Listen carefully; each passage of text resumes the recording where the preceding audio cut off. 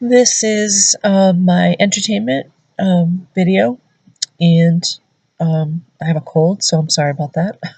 Sound like crap. Um, my favorite person in the world was my Aunt Claire Lyons Callahan. She was an amazing woman who lived an amazing life that I'll share with you now.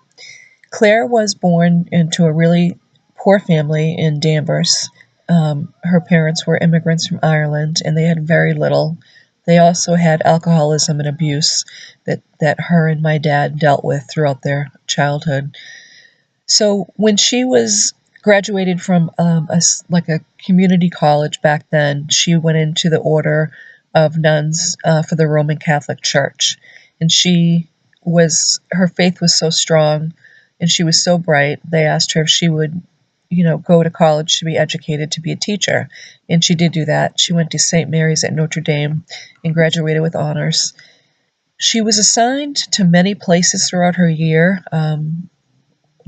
She was from Hell's Kitchen in New York to the very elite girls' boarding school in Washington, D.C., where senators, congressmen, judges, I think vice presidents' daughters went and stayed there when she was actively teaching there. If you asked her what her favorite place was to teach, she would say immediately Hell's Kitchen. She loved these kids, and her heart went out to them. She felt their pain and wanted to make sure that they knew that she was there for them and that there was something other than the life they lived. In the morning, she would greet the kids, hold their hands, look them right in the eye, and ask them how they were and if they had breakfast. If they had any issues, she would help them. If they didn't have breakfast, she would always have something on hand so they could eat. And she was fearless about being in Hell's Kitchen. She was a really strong, confident woman, and nothing would get in between her and taking care of these kids. So at the end of the day, she would walk them outside to watch them walk down the street until they were out of sight. And often you could hear gunshots. There were gang members and drug dealers all around that area. And she was fearless. As a matter of fact, when somebody would approach her kids on the street and she saw it, she would really get angry and yell to them to leave her kids alone. And you have to think about it. She was in her full habit. So she had the black and white nun outfit that was covering her body. Just her face was showing. And she was not going to let anybody hurt her kids. She taught all over the world.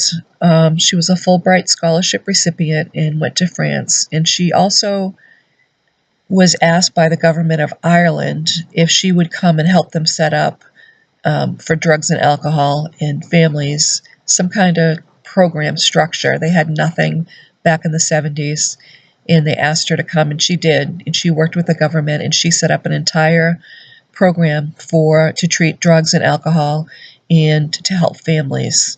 And that was one of her favorite assignments also. When she got sick in 2002, they moved from Washington, D.C. back to Topsfield, Mass. And this was a time that we really got to know her. We always knew that she was amazing, but to sit with her and talk with her, she would make you feel like you were absolutely the only person in the room. She was so sweet and strong. She made us believe in ourselves. She's the reason that I went back to college. For years, she was telling me that I was smart enough, and I didn't believe it. And she was unwavering. And so knowing that I was doing great in college and that I loved it and that I was working hard was a great source of comfort for her and during the last year of her life. I think that she was the kind of person that people were drawn to because she was not about herself. She was really about that person. And she was more like a mother to me than an aunt. She was just somebody that I truly love deeply and really miss every day. But to be honest, I'd be greedy to say that I would want her back here. She was in so much pain, and she really was ready to go. And I have to remember that I got the greatest gift of her that other people had for a short time, I had for my lifetime.